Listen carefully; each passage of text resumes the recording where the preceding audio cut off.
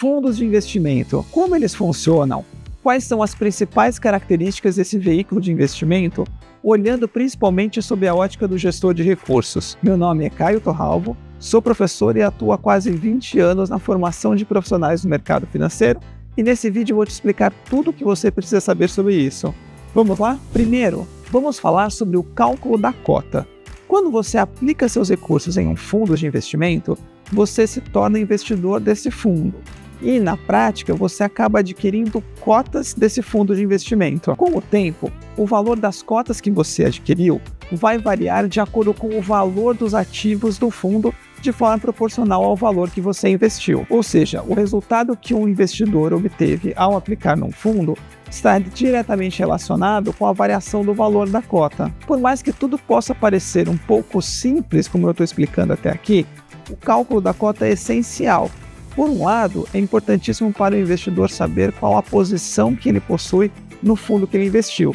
E por outro, o valor da cota tem que ser calculado de forma correta para que os prestadores de serviço possam ser corretamente remunerados. Como talvez você já saiba, todo fundo possui taxas. Taxa de administração, taxa de gestão, taxa de performance. E por mais que a taxa de administração seja expressa de forma anual, ela é calculada e provisionada diariamente. Então, se um fundo cobra, por exemplo, 1% ao ano de taxa de administração, essa taxa não é cobrada uma vez por ano. Ela é provisionada diariamente, calculada com base no valor da cota de fechamento do dia em específico. Dessa forma, o investidor não percebe a cobrança. Ao invés de a cota ser calculada e provisionada uma única vez por ano, o que causaria um impacto muito grande no valor da cota, ela é calculada e provisionada diariamente. E assim, ela sai aos poucos no bolso do investidor e é cobrada de forma isonômica para todos os investidores. Se você está gostando desse vídeo, já aproveita, deixa seu like e se inscreve aqui no canal. Isso nos ajuda muito a saber se estamos te entregando um conteúdo de qualidade. Mas ainda tem alguns pontos que eu queria falar com você, então vamos lá. O fato é que outra característica importante dos fundos de investimentos no Brasil é que eles podem ser constituídos sob a forma de um condomínio aberto ou fechado. Falando de forma mais específica, um fundo aberto é aquele em que você está criando novas cotas quando você aplica e transformando suas cotas em dinheiro quando você resgata. Um fundo aberto com classe de cotas de ações, por exemplo, você aplica no fundo, o fundo recebe esses recursos e aumenta o seu patrimônio sob gestão. Você então recebe as cotas referentes à aplicação que você fez, o gestor, em posse desses recursos, vai comprar novas ações e seguindo de acordo com a política de investimentos. É assim então que um fundo aberto funciona. A quantidade de cotas é aberta e varia de acordo com os resgates e aplicações dos investidores. É uma modalidade que funciona muito bem para os chamados fundos de investimentos financeiros, que são os fundos de ações, fundos de renda fixa, fundos multimercado e cambiais, porque eles aplicam em recursos muito líquidos.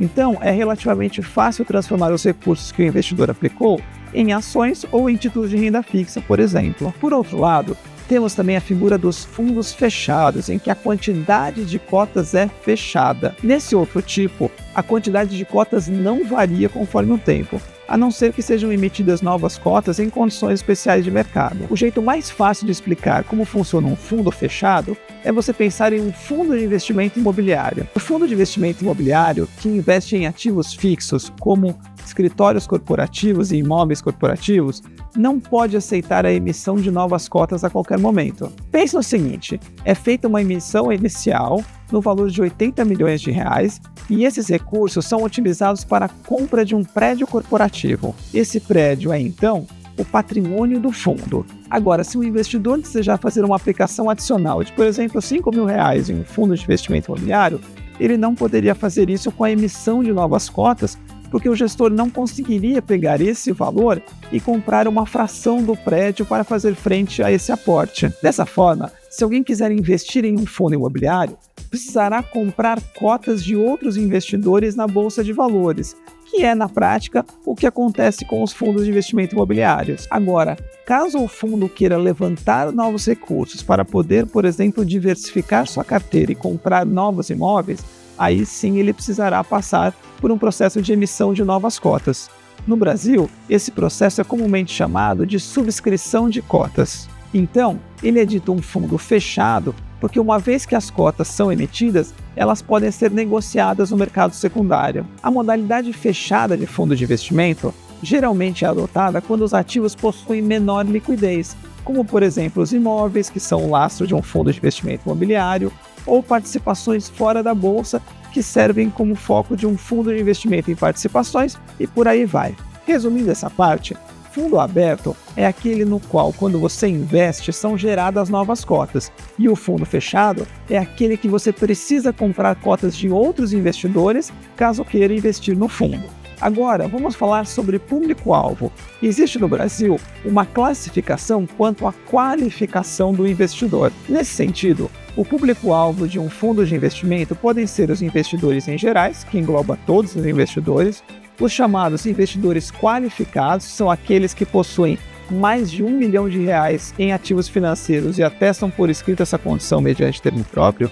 E também os investidores profissionais, que são os investidores com mais de R$10 milhões em ativos financeiros e que também atestam essa condição mediante termo próprio, além de alguns investidores específicos, como as instituições financeiras. Essa divisão entre públicos tem como objetivo proteger os investidores, impedindo que aqueles com menor conhecimento tenham acesso a produtos mais sofisticados e complexos e com riscos maiores. Consequentemente, essa também pode ser uma decisão do gestor de limitar o acesso a determinados fundos de investimento a determinados investidores com base na sua qualificação. Além disso, outro ponto que a gestora de recursos pode definir são as características do investimento, como por exemplo, aplicação inicial, movimentação mínima, saldo mínimo de permanência e ainda regras específicas relativas a aplicações e resgates. Essas características servem para facilitar a gestão do fundo e também para influenciar a psicologia do investidor. Pensando no exemplo do prazo de resgate, se ele for mais longo, duas coisas podem acontecer.